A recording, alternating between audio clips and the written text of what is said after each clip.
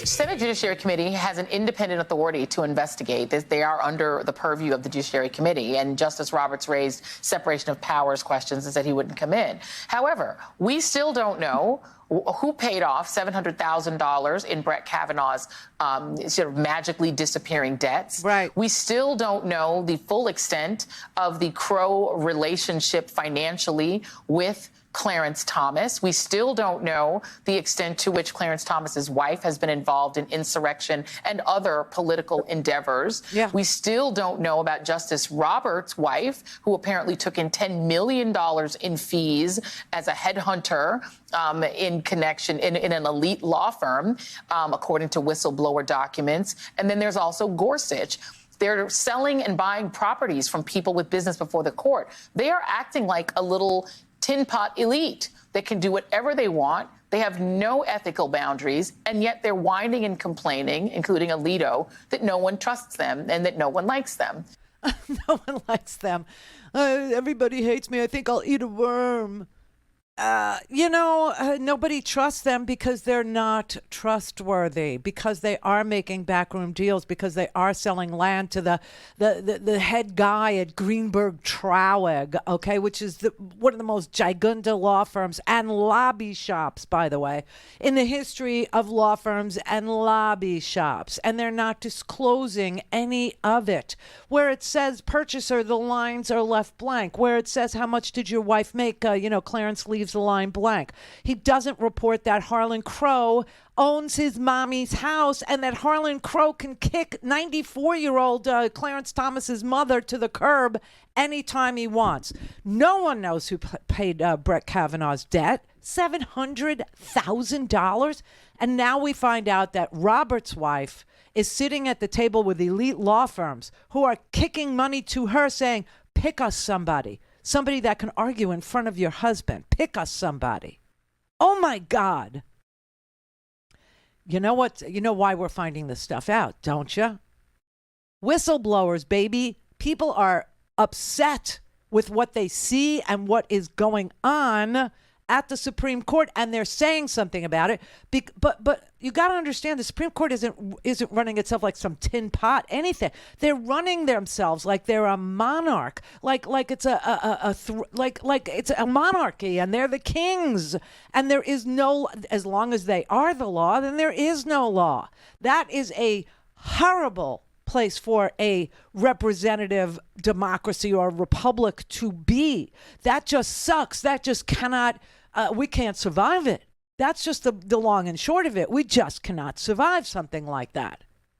And I've never seen the court lie like it does, even during its confirmation hearings. We know Gorsuch lied. We know Amy lied. We know that Kavanaugh lied. He lied about a lot of crap. He lied about parties. He lied about, what happened with Christine Blasey Ford. He lied about Deborah Ramirez.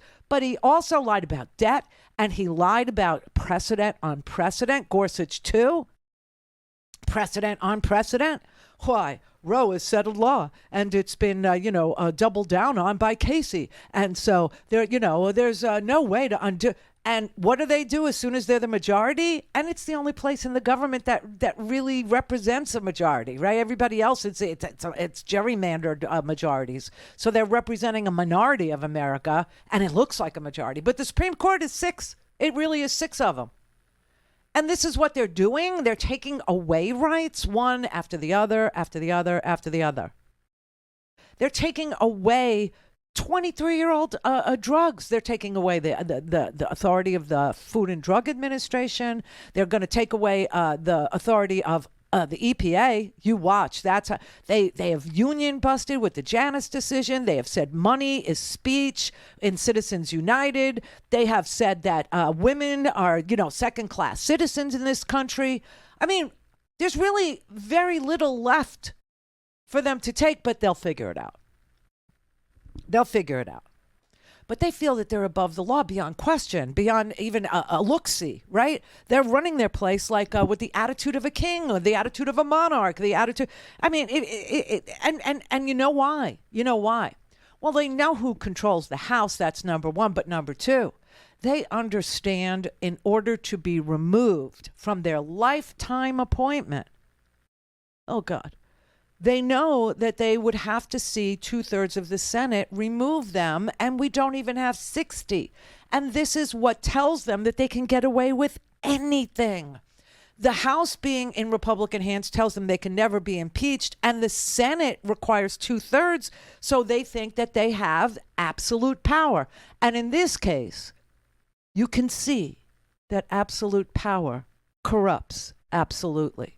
This is the easiest place to look, because you don't have to deal with gerrymandering, and you don't have to deal with elections, and you don't have to deal with House rules, and you don't have to deal with Senate parliamentary procedures. You can just look at the Supreme Court, see 9 people, 3 of them doing the best that they can to say, you'll never get the stench off.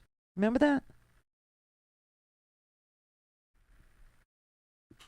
I'm sure you remember Sonia Sotomayor saying out loud that if they overturned Roe v. Wade, they would never get the stench off, the smell of the rot that is the Supreme Court, the rot that is the law in the United States, the state of the law. You would never be able to wash that smell, that stench of death off the Supreme Court. And she was right. She was right. And that is where they find themselves.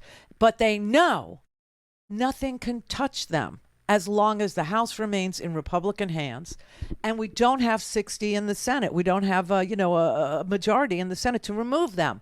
Now, we need a lot of work on the Supreme Court. We need to expand it. We need 13 seats instead of 9. That's number one. Number two, we need ethics rules. That has to go through the House and the Senate and signed by a president to happen. We don't have the House, so that's off the table. And if you change presidents, that's off the table too, because he'll just veto it. And there won't be 2/3 majority to override his veto. So that's a dead end too. And you know how they always ran on the Supreme Court, the Republicans did, with Roe v. Wade, and we need to overturn the murder, and the women are murderers, and everything. Well, now they got their wet dream. Now they have it. And it ain't working out for them. Know why? The issue was better than the result. And so now we need to vote on the Supreme Court. That needs to be the guiding principle for 2024. The United States Supreme Court. It is broken. It is lawless. There's a stench. They are taking away the right to vote. They are taking away the right to live. They're taking away the right for women to survive pregnancy. God forbid something goes wrong. Bleed out, die over here.